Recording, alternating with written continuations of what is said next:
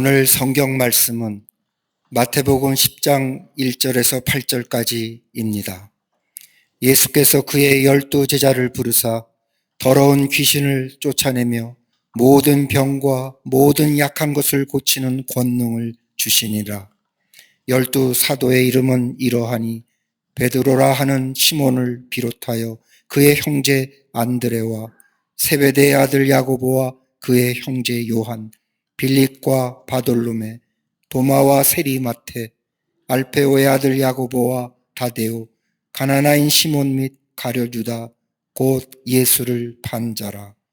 예수께서 이 12를 내보내시며 명하여 이르시되 이방인의 길로도 가지 말고 사마리아인의 고을에도 들어가지 말고 오히려 이스라엘 집에 잃어버린 양에게로 가라.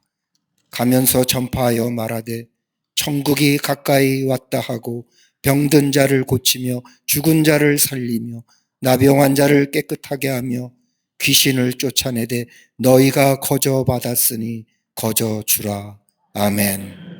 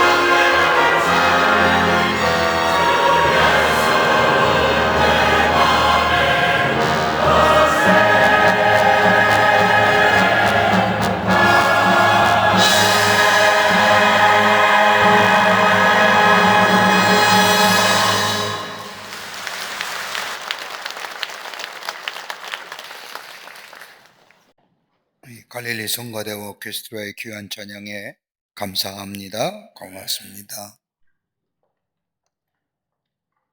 한 대학교 강의실에 서 있었던 일입니다.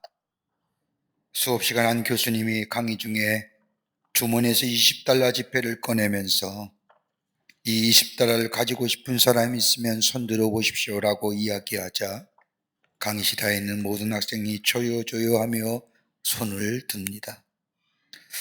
그때에 이 교수님이 말하기를 여러분 중 한 명에게 이 돈을 줄 터인데 그 전에 이 돈을 좀 구겨야겠습니다라고 하며 20달러의 지폐를 구긴 다음 학생들에게 다시금 묻습니다. 아직도 여러분 가운데 이 돈을 가지고 싶은 사람이 있습니까? 그러자 강의실 안에 있는 모든 학생들이 저요 하며 다시금 손을 듭니다. 그때 교수님은 그러면 여러분 내가 이렇게 하면 어떨까요? 라고 하면서 돈을 바닥에 떨어뜨린 다음 돈을 발로 밟기 시작하는 겁니다. 그런 후에 학생들에게 묻습니다. 아직도 여러분 가운데 이 돈을 가지고 싶은 사람이 있습니까? 그러자 교실 안에 있는 모든 학생이 다시금 이유동성으로 줘요 하고 소리를 집니다. 그때 이 교수가 말합니다. 여러분, 저는 지금 여러분에게 중요한 것 하나를 말씀했습니다. 내가 이 20달러의 지폐를 어떻게 하든 여러분이 이 돈을 계속해서 가지고 싶어 했습니다. 왜냐하면 이 돈의 가치는 구겨지고 짓밟혀도 20달러의 가치는 변하지 않기 때문입니다. 그러면서 이야기를 하기를 우리가 인생을 살다 보면 때로는 삶이 구겨지고 질밟힌 것처럼 느껴질 때가 있을 겁니다.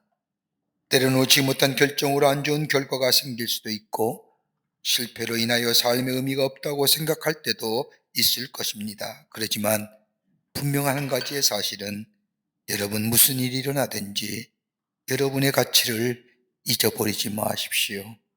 자신에 대한 믿음을 가지고 사시기 바랍니다. 라고 말했다고 합니다. 여러분, 예수를 믿든 아니 믿든 우리가 사는 우리의 삶, 한 가지 공통된 것이 있다고 한다면 우리의 삶 속에 갇힌 인생으로 살아가는 것, 이건 누구나 가지고 있는 바람일 겁니다. 더더욱이 하나님의 부르심을 받아서 이 땅에 하나님의 사람으로 살아가는 그리스도인의 삶이라고 한다면 더더욱 그러할 겁니다. 세상의 사람들은 우리를 향해서 그리스도인이라고 부릅니다. 그리스도인이란 말은 성경에 3번 나오는데 그 한 번이 지금 지주로 인하여 어려움을 겪고 있는 저 터키의 수리의 안디옥, 그것에 세워진 안디옥 교회의 성도들을 보면서 예수를 알지 못하는 사람들이 저들을 그리스도인이라 불렀던 것이 시작입니다. 그리스도인이란 말은 예수께 속한 사람이란 뜻이요, 삶의 주인이 예수님이란 이야기요, 더 나아가 우리의 삶의 초점이 세상을 향해 있는 것이 아니라 예수께 초점이 맞추어 있는 사람을 가리켜서 그리스도인이라 부릅니다. 그러게 그리스도인 삶은 어디서 예수를 만나느냐? 하나님의 말씀 가운데 예수를 만납니다. 말씀을 보면서 예수님의 음성을 듣습니다.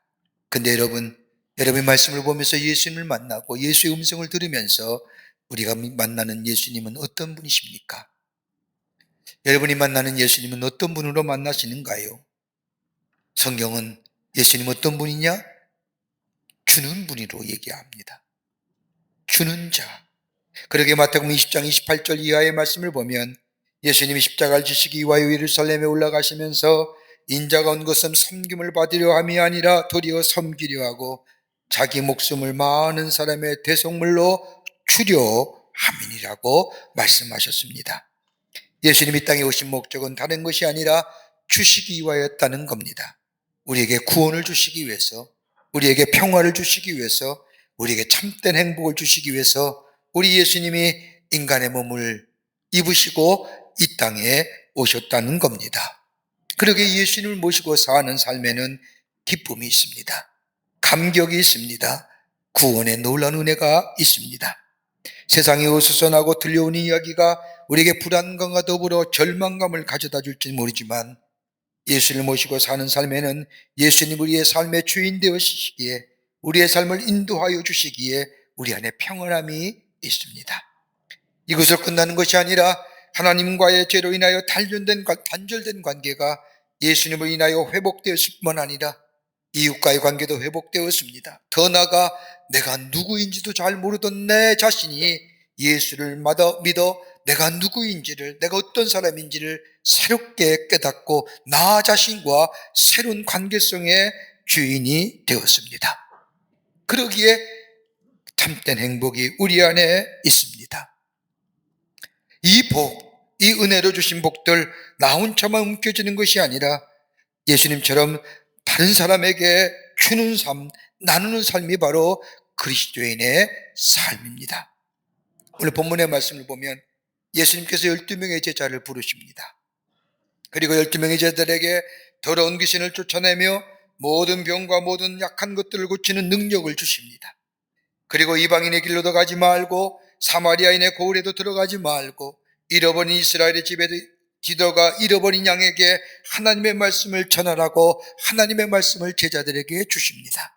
그 말씀은 다름이 아니라 천국이 가까이 왔다, 이 말 전하오라 하시며 예수님께서 주신 능력으로 병든 자를 고치며 죽은 자를 살리며 나병한 자를 깨끗게 하며 귀신을 쫓아내되 너희가 거저 받았으니 거저 주라 말씀하십니다.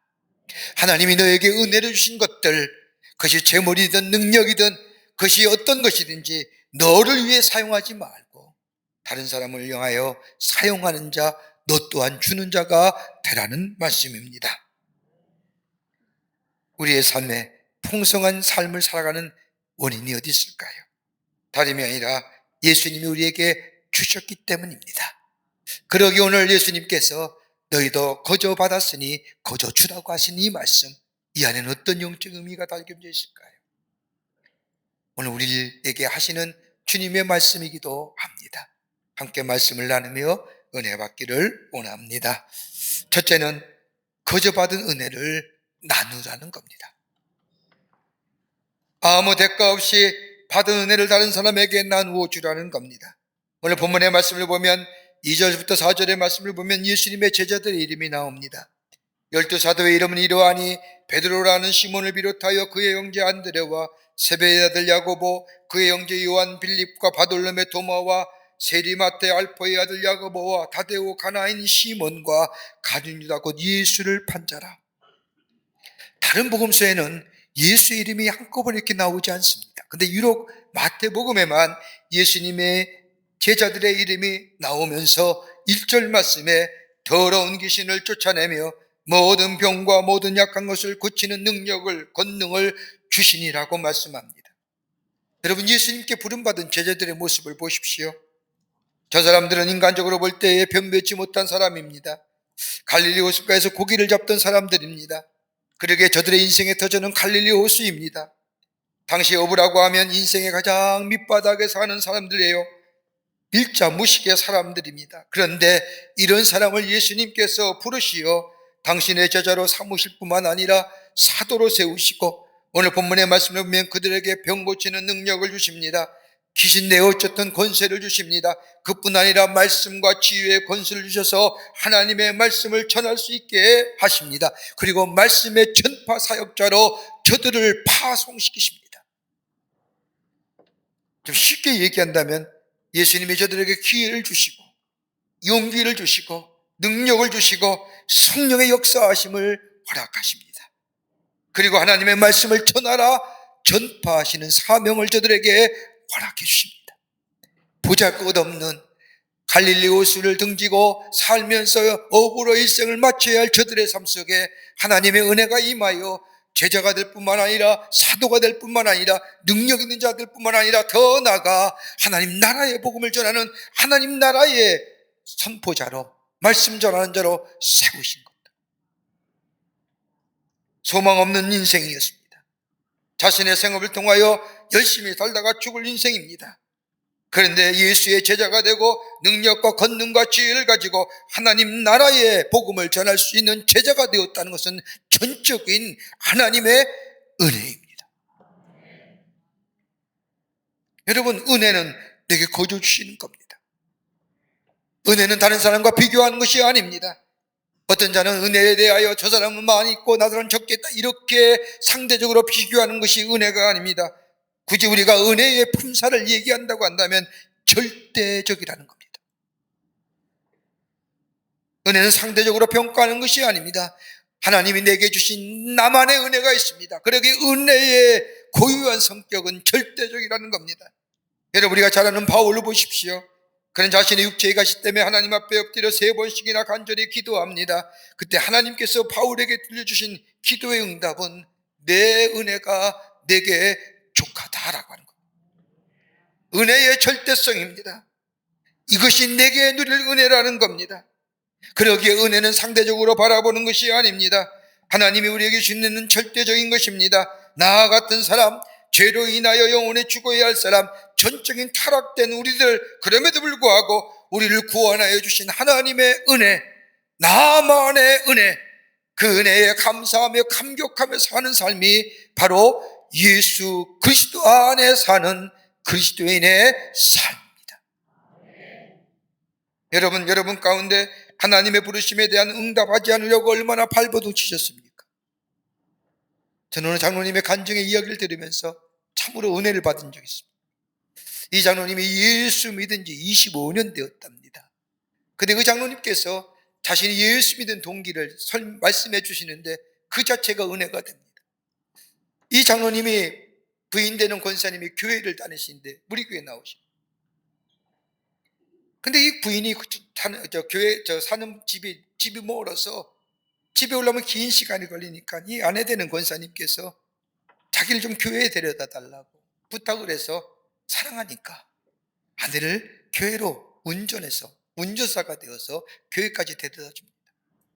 그러면 아내 되는 권사님은 교회 안에 들어오고 그 장로님 되시는 분은 그때는 병신도죠. 아무도 못 보는 밖에서 기다리는 겁니다. 그렇게 3개월 기다렸다. 웬만하면 들어올만 하죠. 3개월. 뭐 했냐 그랬더니 책도 읽고 음악도 듣고 심심하면 드라이브 하면서 심심하면 백화점도 갔다가 교회에 왔는데 백화점 간 겁니다. 근데 가만히 보니까 부인 권사님이 한결같이 교회를 빠지지 않는 거예요. 궁금해요. 도대체 교회 안에 뭐가 있기에? 도대체 저 양반이 교회에 들어가서 예배를 드리고 1시간 20분 예배 드리고 나오면서 저렇게 기쁠 수 있을까? 궁금한 겁니다. 아내는 먼저 집에 교회에 들여보내고 몰래 슬금이 교회에 들어와 저 뒷자리에 앉았는데 도대체 목사님이 얘기하는데 알 수가 없다는 거예요. 알 수 없지요. 생전 처음 듣는 얘기니까. 그래서 가만히 멍하니 딴 생각하고 있다가 예배를 마치는데 그 예배 가운데 딱 하나 마음에 감동이 오는 게 있답니다. 다름이 아니라 성가대 찬양이었답니다. 찬양 잘 부르세요. 감동되게 부르셔야 돼요. 감동이 아니라 영감 있게 부르셔야 돼요. 그 찬송을 들었는데 마음에 감동이 되더라는 겁니다. 그것 때문에 그 다음 주일도 저 뒷자리에 앉아서 목사님의 예배나 설교가 중요한 것이 아니라 성가대 찬양을 들으면서 큰 감동을 받고 그렇게 마음이 편하다는 겁니다. 노래방에서 노래도 불러보고 소리도 질렀는데 그 비평안함과는 비교할 수 없는, 그러면서 시간이 가면 갈수록 점점점 자리가 앞으로 당겨지는 겁니다. 그러다가 6개월 좀 지났는데 어느 분이 자신의 겉면에서 성가대 좀 해보라는 겁니다. 노래를 좋아했기에 성가대에 통하여 감동을 받았기에 세례도 받지 아니하고 그냥 무턱대고 성가대석에 앉은 겁니다. 처음 부르는 성가, 세상의 곡조, 세상의 유행가에 가서는 익숙해 있지만 성가 찬양하는 거에 익숙지 않았지만 그래서 노래가 좋아하기에 노래를 부르기 시작합니다. 그렇게 노래를 부르면서 세례받고 노래 부르면서 집사가 되고 권사가 되고 25년 동안 한결같이 찬양대의 자리를 지켰다. 자신이 예수 믿게 된 동기는 주님이 그렇게 부르셨는데 내가 얼마나 거절해. 뺀질뺀질하게 교회 보고만 돌았죠. 그 강권하심에 그 부르심에 얼마나 발버둥쳤다. 그러나 거절할 수 없는 하나님의 은혜로 예수님을 영접하여 새로운 하나님의 존재가 되었다고 고백하는 그 간증이 일들일 때에 얼마나 큰 감동이 돼요. 여러분, 하나님의 말씀을 들으면서도 양심에 갇히게 되면서도 불구하고 내 마음대로 내 뜻대로 살았고 얼마나 노력했습니까? 그런데 하나님의 그 강권하신 은혜로 나를 사로잡으셨습니다. 여러분 믿으십니까? 이 대목에 함면하셔야 되는 거예요. 이 고백이 우리 가운데 있어야 됩니다. 그러기에 내가 나를 스스로 아무리 변화시키려고 해도 변화시켰던 나의 심령이, 내가 강팍했던 마음이 변화되어 가는 역사들. 여러분, 은혜 아닙니까? 나만이 주시는 하나님의 은혜, 그러기에 이 은혜는 절대적인 은혜입니다. 강권적인 은혜요, 불가항력적인 은혜입니다. 그러기에 하나님의 능력으로 내가 존재하는 겁니다. 예수 믿는다는 것은 다름이 아니라 은혜를 깨닫고 은혜로 시작되는 것이 바로 예수를 믿는 자의 삶이요, 예수 믿는다는 겁니다. 그러기에 내 삶이 어렵고 힘들다 할지라도 이 하나님의 은혜가 있기에 나를 지키시고 나를 인도시고 보호하시고 부르신 그 하나님의 절대적 은혜가 있기에 늘 감사하며 감격하며 사는 삶, 바로 그것이 그리스도인의 삶이요 하나님의 백성된 삶의 모습이라는 겁니다. 은혜가 되려고 하면 은혜로 깨달아야 됩니다. 느껴져야 됩니다. 그럴 때 감사가 있고 감격이 있으며 만족이 있으며 내 삶을 하나님 앞에 위임할 수 있는 겁니다. 삼중장애자였던 헬렌 켈러 여사예요. 여러분 잘 아실 겁니다. 눈도 보이지 아니하고 귀도 들리지 아니하고 말도 할 수 없는 불행을 딛고 한평생 살았던 여인입니다. 근데 그는 훌륭하게 많은 일들을 하면서 많은 사람들에게 용기를 주었습니다. 그 마지막 말년에 어떤 기자가 헬렌 켈러를 찾아와서 묻습니다. 당신은 육체적 고통과 함께 평생을 살아왔는데 당신은 하나님을 원망한 적이 없습니까? 이 말을 들은 이 헬렌 켈러 여사가 싱긋 웃으면서 대답하더라는 겁니다. 내가 하나님께로부터 받은 은혜가 얼마나 많은지요. 그 은혜를 헤아리는 것만으로도 시간이 없는데, 그리고 하나님께 감사하는 것도 부족한데 내가 어찌 원망 같은 것을 할 시간이 있겠습니까? 감사하고 그 은혜를 기뻐하는 것으로 나는 시간이 부족합니다라고 대답하였다고 합니다. 내게 주신 은혜, 하나님이 나만에 주신 은혜입니다. 절대의 은혜입니다. 여러분, 이 거저받은 은혜, 내가 하나님의 말씀을 전하는 것도 내가 받은 은혜를 나누는 겁니다. 내가 다른 사람을 섬기는 것도 내가 받은 하나님의 은혜를 나누는 겁니다. 내게 있는 것들로, 내게 주신 재능으로, 그 밖의 것들로 다른 사람을 세우고 기쁘게 하는 것조차도 내게 주신 은혜를 다른 사람에게 나누는 삶, 여기에 이 믿음의 고백 위에 하나님은 생명의 축복을 더하시는 역사가 있게 됩니다. 두 번째는 대가를 바라지 않는 삶입니다. 받은 은혜를 나누어 주되 보상의 원칙을 거부하라는 겁니다. 오늘 8절의 말씀을 보면 예수님께서 저들에게 말씀하십니다. 병든 자를 고치며 죽은 자를 살리며 나병 자를 깨끗게 하며 귀신을 쫓아내며 너희가 거저 받았으니 거저 주어라고 말씀합니다. 쉽게 표현하자면 보상의 심리를 버리라는 겁니다. 내게 주신 능력들, 오늘 여기 말씀하면 죽은 자를 살리며 병든 자를 고치며 나병 환자를 깨끗게 하며 귀신을 쫓아낸 것, 여러분 제자들이 탁월하고 능력과 권세가 있어가 아니라 하나님이 저들에게 그 은혜를 주신 능력 같은 거저받은 겁니다. 이 거저받은 은혜를 나누며 보상의 심리를 갖지 말라는 겁니다. 보상의 심리를 버리라는 겁니다. 거저받았으니 거저주라고 하는 이 예수님의 말씀은 어떤 일을 행하였을지라도 보상을 바라지 말라는 겁니다. 여러분 가만 보십시오. 우리의 삶 누구에도 예외는 없습니다. 우리 마음속에 한 곳속에 보상의 심리가 있습니다. 내가 이만큼 일했는데, 내가 이렇게 힘써 땀 흘렸는데, 여러분 세상의 원리는 다분히 보상의 법칙가 존재하지요. 내가 땀 흘린 만큼, 내가 노력한 만큼 열매가 거둬지거나 인정하지 아니하면 거기에 원망과 불편이 생기고 시험 듭니다. 여러분 세상에 땀 흘린 만큼 내게 보상이 있어져야 됩니다. 이걸 가리켜서 수학의 법칙. 여러분 우리 주변에 수학의 법칙에 대한 이야기가 많지 않습니까? 뿌린 대로 거둔다, 돈을 낸 만큼 값어치 한다, 고통이 없어지는 얻어진 것이 없다, 콩 심은 데 콩 나고 팥 심은 데 팥 난다, 결실을 거둘 때가 있다. 여러분 다 수학의 법칙을 얘기하는 거예요. 예수님도 예외 없이 수학의 법칙을 말씀하십니다. 누가복음 6장 38절의 말씀을 보면 주라 그리하면 너에게 줄 것이요 곧 후이되어 누르고 흔들어 넘치도록 하여 너에게 안겨주시리라. 주라 그리하면 내가 더 많이 주리라. 근데 여러분 세상의 가치와 영적 세계의 가치가 다른 점이 있습니다. 수학이 똑같이 얻어지는데 세상의 가치는 나만의 만족과 나만의 풍요와 나만의 기쁨을 주는 것이라고 한다면 영적 세계의 가치는 증폭의 역사가 있습니다. 다른 사람을 향하여 펼쳐나가는 것. 보상의 심리는 나만의 것들입니다. 나만의 만족을 위한 것들입니다. 그러나 영적인 세계, 저 하나님 나라에서 얘기하는 이 추수의 법칙으로 인한 보상의 심리는 나만을 위한 것이 아니라 다른 사람을 향하여 증폭의 역사를 가져.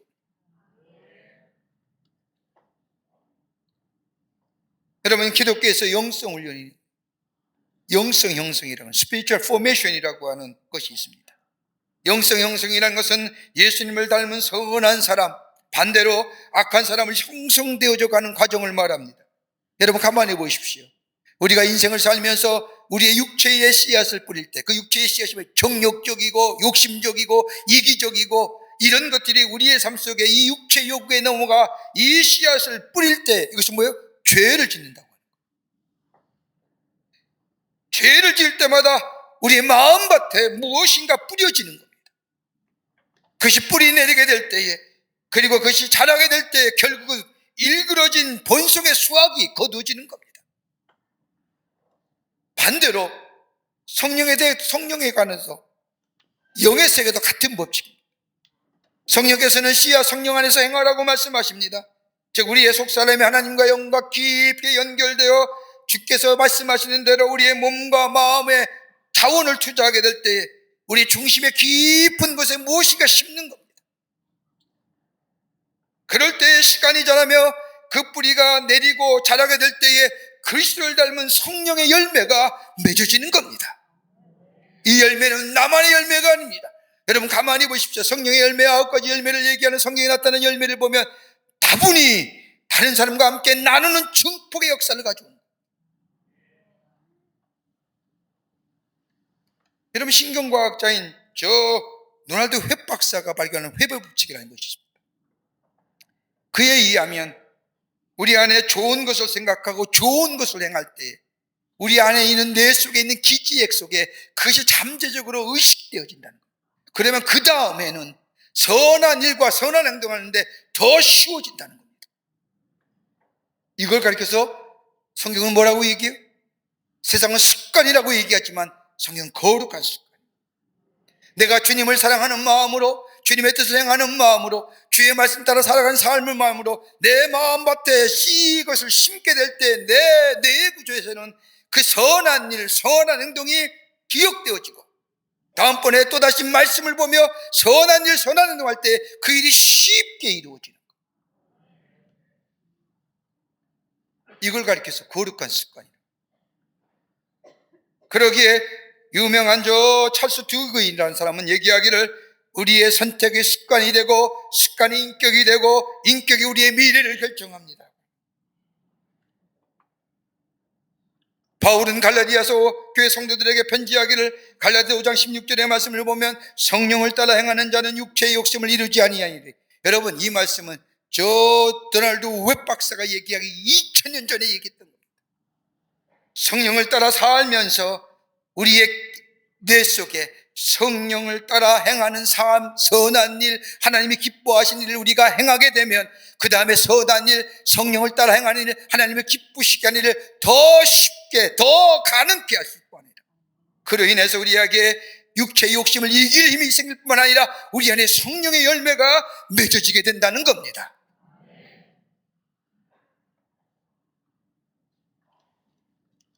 보상의 심리를 하지 말아요. 당연히 수학의 법칙으로 열매진다. 그러기에 하나님 나라의 법칙은 보상의 마음이 없어야 된다는 겁니다. 그런데 보상의 마음은 안 같다 할지라도 우리 하나님은 기억하신다는 겁니다. 하나님은 선한 일에 대하여 보상해 주십니다. 시편 37편 25절의 말씀을 보면 의인의 자식은 걸식함을 보지 못하였다라고 말씀하신 것처럼 의인이 어떤 걸까요? 상대적 의일까요? 아닙니다. 하나님께과의 절대적 의입니다. 하나님이 나를 의롭다 하신 겁니다. 저 아브라함에게 그가 하나님을 믿음에 그를 의롭다 여기셨던 것처럼 하나님을 믿는 믿음이 있을 때 하나님 우리를 의인이라고 칭해 주십니다.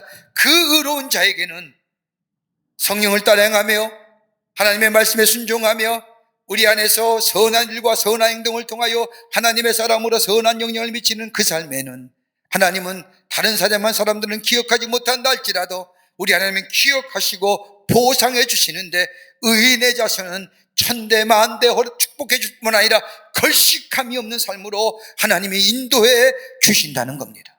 이걸 가리켜서 예수님 뭐라고요? 30배, 60배, 100배의 열매가 맺어진다는 겁니다.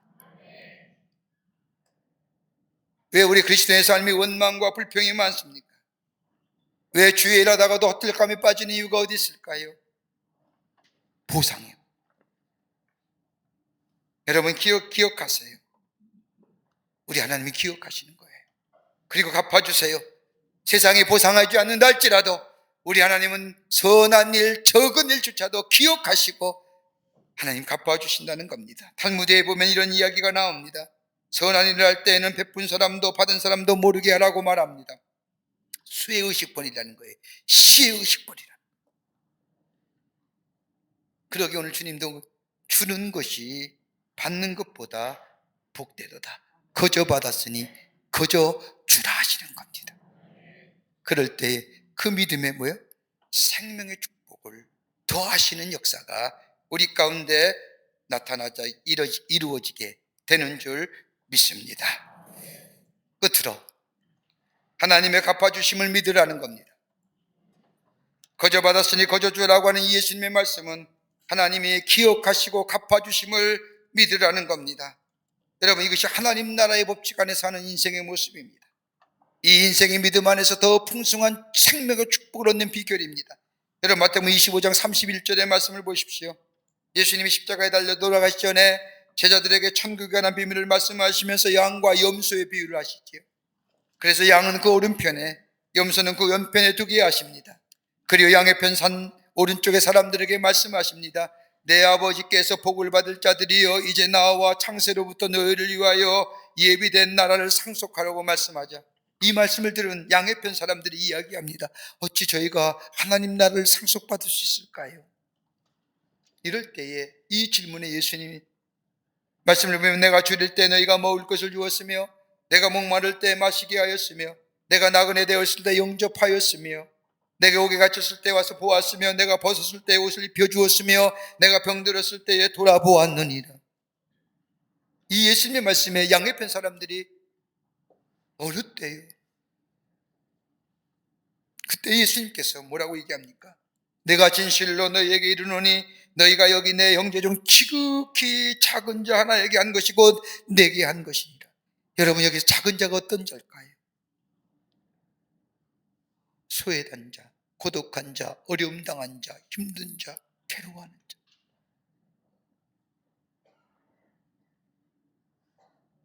우리 하나님은 우리의 모든 것을 아실 뿐만 아니라 우리의 중심을 보시는 분이 우리 하나님이십니다.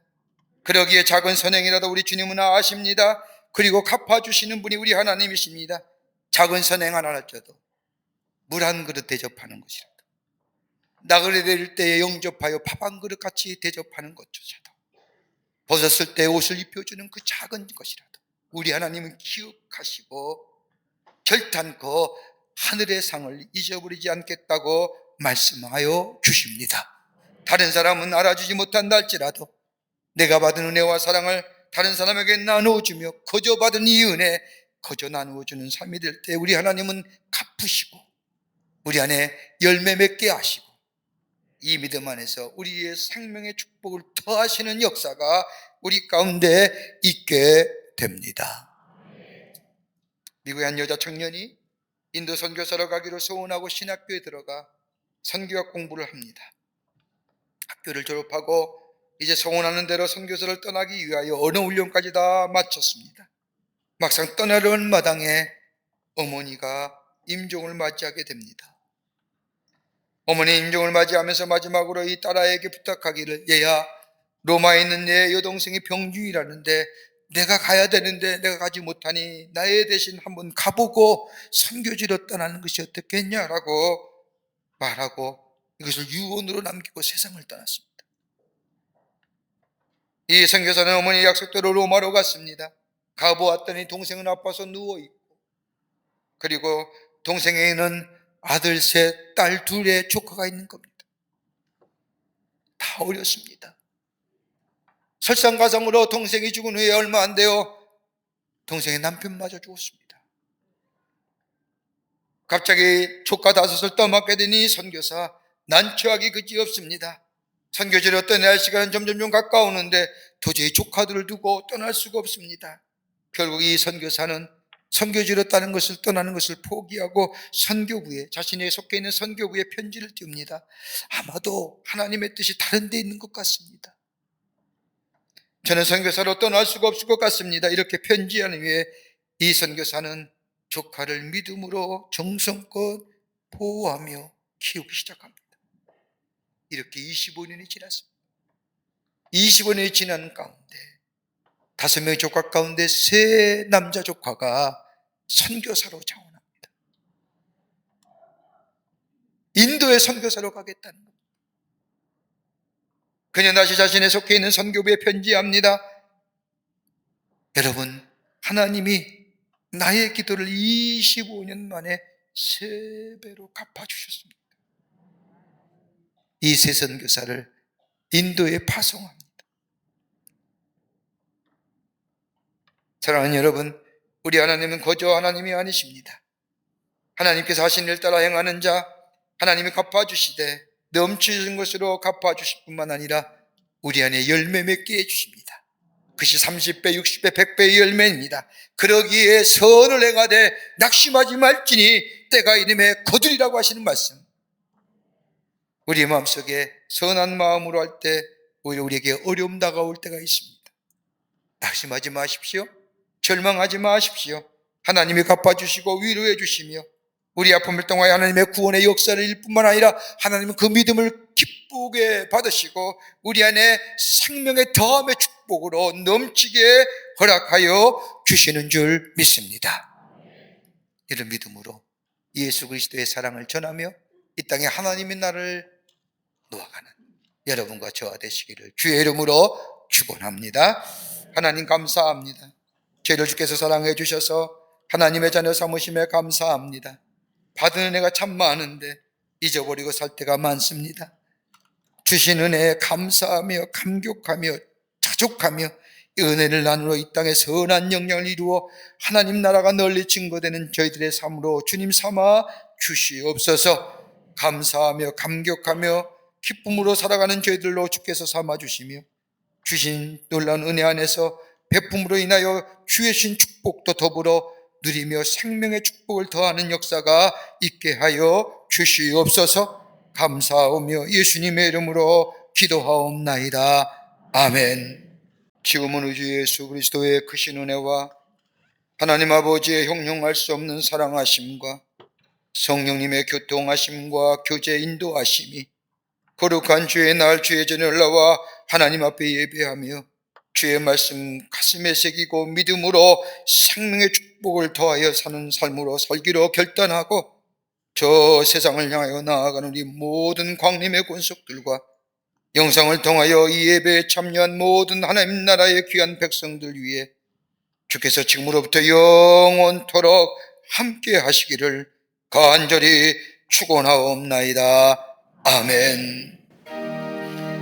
좋으신 하나님, 좋으신 하나님, 참 좋으신 나의 하나님, 우리의 예배로 받으신 하나님, 참 좋으신 나의